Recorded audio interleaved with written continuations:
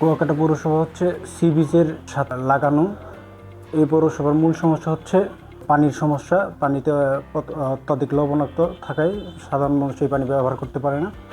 আর একটা মেন সমস্যা হচ্ছে আমাদের সি বিচ ভেঙে যাচ্ছে, যা ভবিষ্যতে কুয়াকাটা পৌরসভা সি বিচ বিলীন হয়ে যাওয়ার সম্ভাবনা সৃষ্টি হয়েছে। সি বিচে গঙ্গাবতী চরের এখানে পলি জমতেছে, কিন্তু মেন সি বিচ যেটা মেন পয়েন্ট, ওটা প্রত্যেক বছর ভাঙতেছে। গঙ্গাবতী যে ম্যানগ্রোভ বনাঞ্চল আছে, সেই গাছগুলা প্রত্যেক বছর মরে যাচ্ছে গাছগুলা, কিন্তু এটা প্রাকৃতিকভাবে আবার সৃষ্টি হচ্ছে না। আগে প্রায় 2 কিলোমিটার দক্ষিণে ছিল, সাতের পরে আর কি আস্তে আস্তে ভাঙতে ভাঙতে কিনারের দিকে আসছে। এই শ্বাসমূল গুলার কারণে মানে বালি জমছে শ্বাসমূলের উপরে, এ কারণে গাছগুলো মারা গেছে। কুয়াকাটা একেবারে কিনার থেকে তো ভাঙ্গে কাছাকাছি আইয়ে গেছে। প্রতি বছরই ভাঙ্গে কম বেশি করে। আমাদের কুয়াকাটা পর্যটক এলাকা, এই যে আপনি লেবুরবন 3 নদীর মোড়া যে সাইডটা দেখছেন, সাইডটা প্রত্যেক বছর আপনার আষাঢ় মাসে ভাঙে। আপনার গঙ্গামতি এই যে পরিবেশ, এর থেকেও আরও খারাপ পরিবেশ আছে। গঙ্গামতি আপনার সাইড ভাঙতে ভাঙতে মনে করেন রাস্তার দাঁড়াদাঁড়িয়ে আই পড়ছে।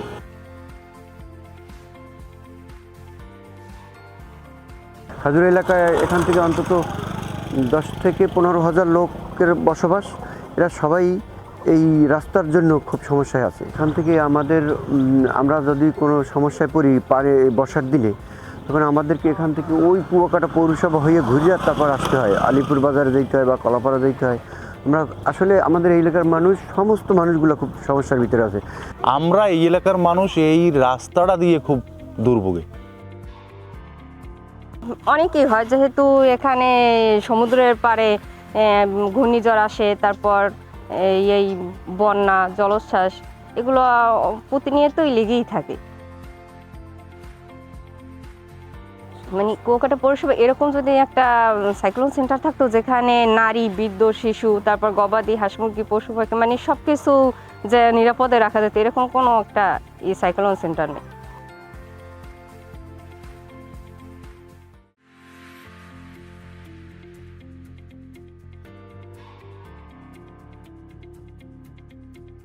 চালনা পৌরসভা মূলত দেশের দক্ষিণাঞ্চলের সবথেকে ভার্নারেবল পৌরসভা হিসেবে পরিচিত।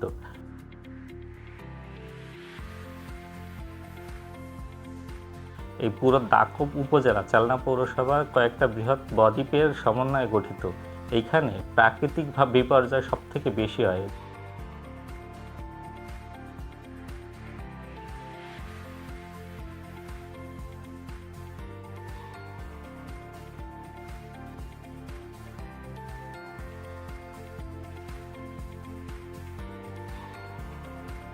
নিরাপদ পানীয় জল পাওয়া যায় না এখানে।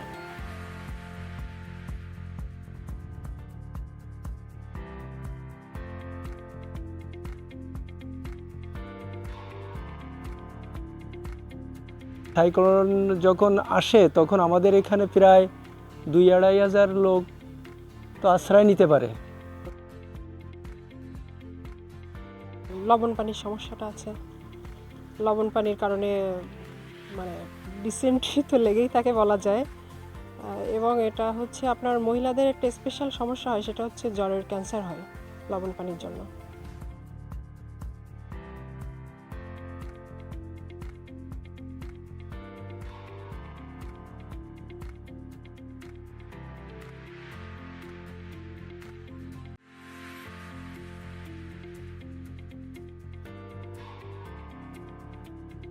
মোড়লগঞ্জ পৌরসভা 2টি ভাগে ভাগ, মাঝখানে একটা নদী, দুই পারে পৌরসভার ভিতরে বসবাসরত যে এলাকাগুলো আছে, ওই লবণ পানি ওঠার কারণে স্থানীয় পরিবেশ খুব খারাপ হয়, যার জন্যে পৌরসভাবাসীর শিশু, মহিলা ও যারা বসবাস করে তাদের বসবাস একটা অনুপযোগী অবস্থায় আছে।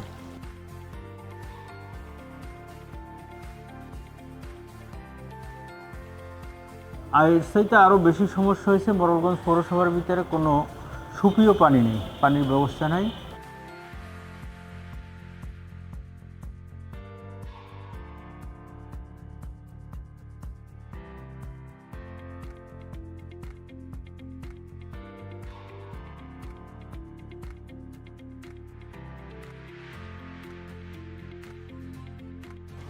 ড্রেনটা ছিল খুবই গভীরতা এবং এরা সম্পূর্ণ পানিগুলো নামতো। এখন এই ড্রেন ভরে যাওয়ার কারণে পানি নামতে পারে না, মানুষ অনেক অনেক অসুবিধা হচ্ছে।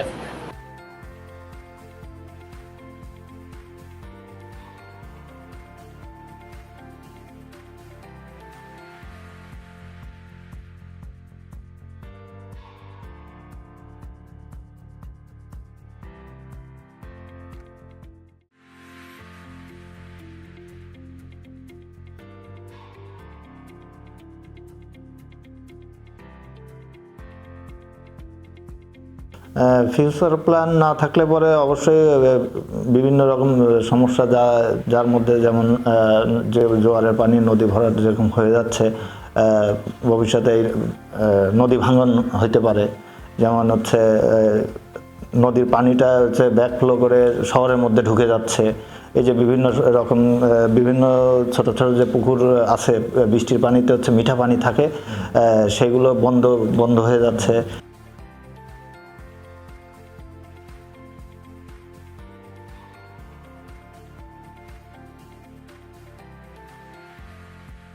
বর্ষা একটু হলেই সমস্ত ঘর দরজা তলা যায়, হ্যাঁ, পানিতে ভরে যায়, খাল দিয়ে পানি নামতে পারে না।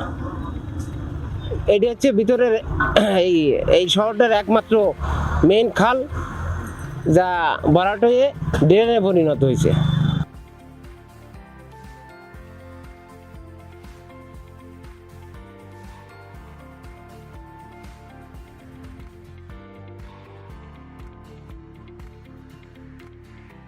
Our focus is 22 coastal towns in the 10 districts in Bangladesh, and we have been explicitly working with the Global Center of Adaptation to implement the Local Government Engineering Division's project CTCRP, Coastal Town Climate Resilient Different Coastal Infrastructure such as drainage, roads, building cyclone shelter, building markets, bus terminals, and designing of urban drainage infrastructure such as drain, culverts, and also sluice gate. My final message is nature-based solutions should be implemented, incorporated in our design.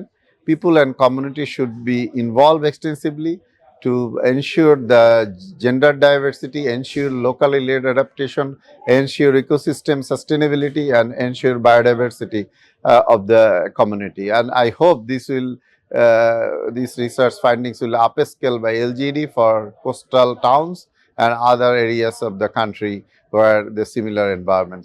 NBS solution is prepared by the GCA and IWFM. It will be the very innovative and solutions for building resilient infrastructure throughout the coastal towns in Bangladesh. Bangladesh Water Development Board is working with combination of nature-based solution and grey structure. For example, Bangladesh Water Development Board construct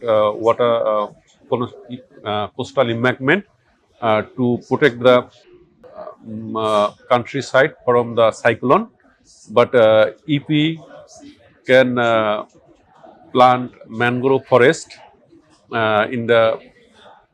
before the embankment. It will reduce the thrust of cyclone to the embankment. Our rainfall pattern is changing, so there is a very huge impact. Last few years we have seen that convective system development is more accelerating, and there are a very good correlation between the urban heat island and different circulation, upper air circulation pattern.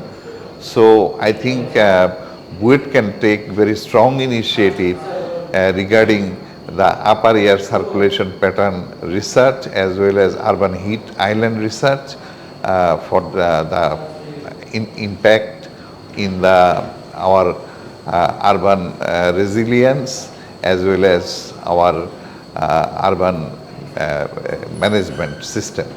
We at the Global Center on Adaptation encourage integration of nature-based solutions into mainstream planning and investment pipelines by bringing together science and practice to influence the design of IFI investment projects. Climate and nature is obviously going to be a hugely important part of Bangladesh's development journey, and that's why climate and nature sits right at the heart of the UK-Bangladesh partnership, where we're working together to scale up climate action and protect Bangladesh's abundant and beautiful nature. So the work that GCA and BUIT are doing on nature-based solutions will be incredibly important to protect Bangladesh's nature and to enhance local communities' livelihoods. And it will be an important part of Bangladesh's future development journey. So I want to say a big thank you to the GCA, to BUIT, and to the government of Bangladesh for their collaboration and leadership on this topic. Thank you.